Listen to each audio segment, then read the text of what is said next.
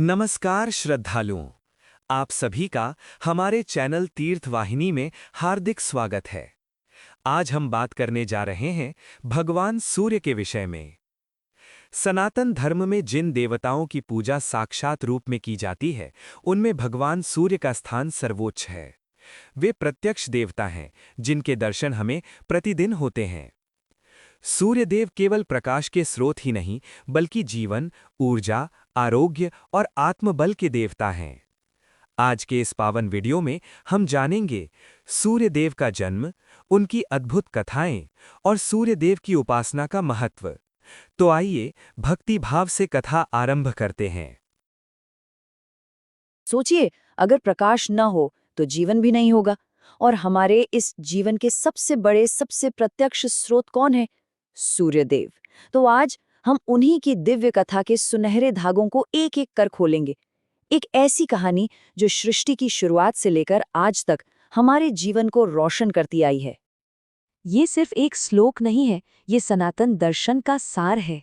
सोचिए, ऋग्वेद में ये कहा गया, इसका मतलब है कि सूर्य सिर्फ एक आग का गोला नहीं, बल्कि इस पूरे ब्रह्मांड की धड़कती हुई चेतना है।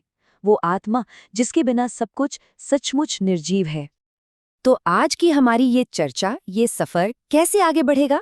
सबसे पहले हम सूर्य देव के ब्रह्मांडीय स्वरूप को समझेंगे। फिर उनकी उत्पत्ति की जो अद्भुत कथाएं हैं, उनमें उतरेंगे। हम उनके पारिवारिक जीवन के प्रेम और पीड़ा को महसूस करेंगे, उनके उस प्रलयंकारी रूप को भी देखेंगे और आखिर में ये समझेंगे कि आज भी उनकी पूजा इतनी ज्यादा प्रासंगिक क्यों है। तो चलिए शुरू करते हैं हमारे पहले पड़ाव से। आखिर हैं कौन सूर्यदेव और हमारे प्राचीन ऋषियों ने उन्हें किस नजर से देखा था? स्क्रीन पर ये जो शब्द है ना, हिरण्यगर्भ, इसमें पूरी सृष्टि का रहस्य छिपा है। इसका सीधा सा मतलब है सुनहरा गर्भ। वैदिक मान्यता ये कहती है कि इसी सुनहरे ब्रह्मांडीय अंडे से हर चीज का, इस पूरी कायनात का जन्म हुआ और सूर्यदेव को इसी हिरण्यगर्भ का साक्षात रूप माना गया। मतलब वो खुद ही सृजन के स्रोत हैं और इसी वजह से वेदों में उन्हें ब्रह्मांड का नेत्र भी कहा गया है। वो साक्षी जो सब कुछ देखता है। वो सिर्फ हमारे बाहर के भौतिक अंधकार को ही नहीं हटाते, बल्कि हमारे मन के अंदर जो अज्ञान और डर का अंधेरा है ना, उसे भी अपनी किरणों से भेद देते हैं। अच्छा, अब जब हमने उनके ब्रह्मांडीय स्वरूप को थोड़ा समझ लिया है, तो चलिए अब उनकी उत्पत्ति की दिव्य कथाओं में गोता लगाते हैं। और यहाँ से कहानी और भी ज्यादा दिलचस्प हो जाती है, क्योंकि एक नहीं बल्कि दो अलग अलग कहानियां हमें मिलती हैं। और देखिए, पौराणिक कथाओं की यही तो खूबसूरती है। एक कहानी कहती है कि सूर्य विराट पुरुष यानी भगवान विष्णु के दाहिने नेत्र के तेज से प्रकट हुए, इसीलिए तो उनका एक नाम सूर्य नारायण भी है। वहीं दूसरी और उतनी ही मशहूर कहानी उन्हें ऋषि कश्यप और देव माता अदिति का पुत्र बताती है। अदिति के बेटे के रूप में उनके जन्म की कहानी बहुत ही प्रेरक है।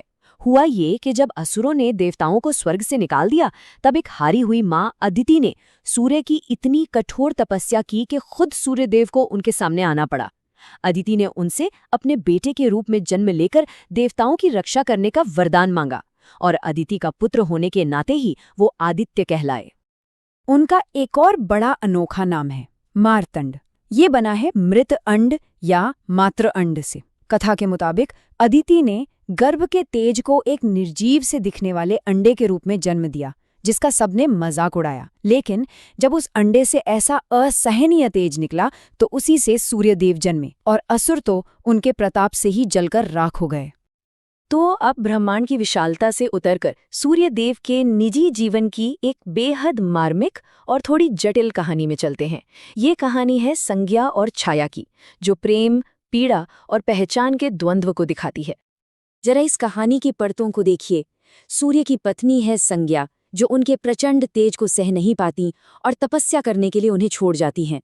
लेकिन जाने से पहले वो अपनी ही परछाई छाया को अपनी जगह पर खड़ा कर देती हैं।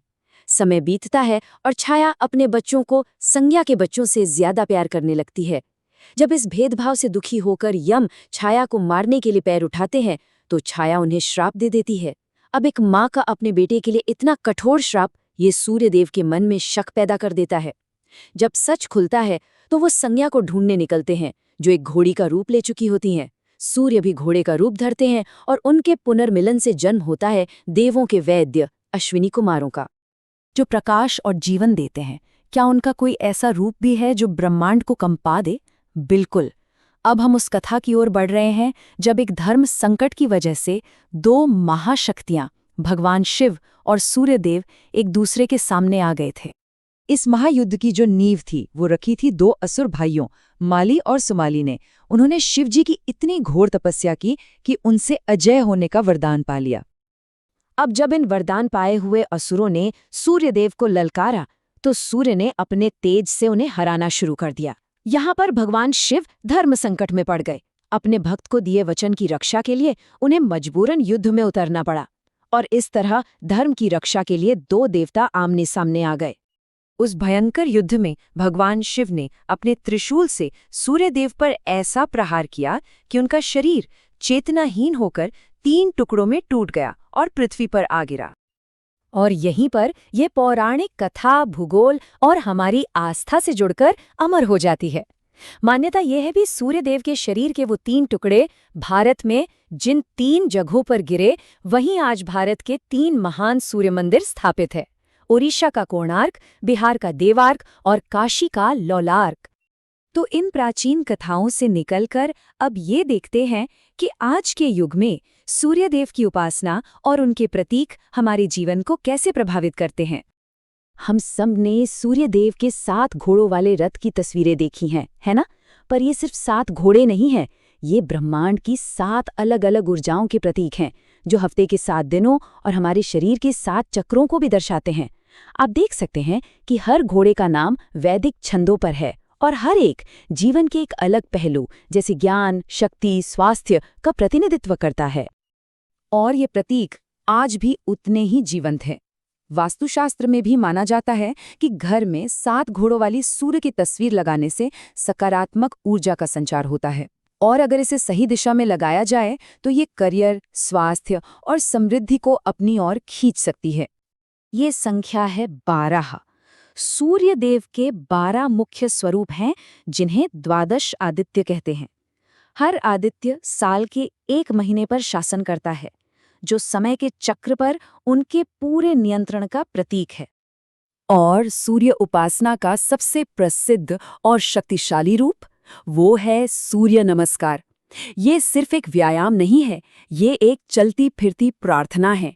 इसके 13 मंत्रों में से हर एक मंत्र सूर्य के एक अलग नाम और गुण को समर्पित है, जो हमारे शरीर, मन और आत्मा को एक साथ ऊर्जा से भर देता है।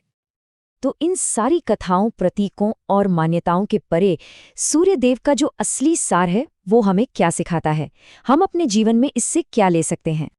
सबसे जरूरी बात, सूर्यदेव हमें निस्वार्थ त्याग सिखाते हैं।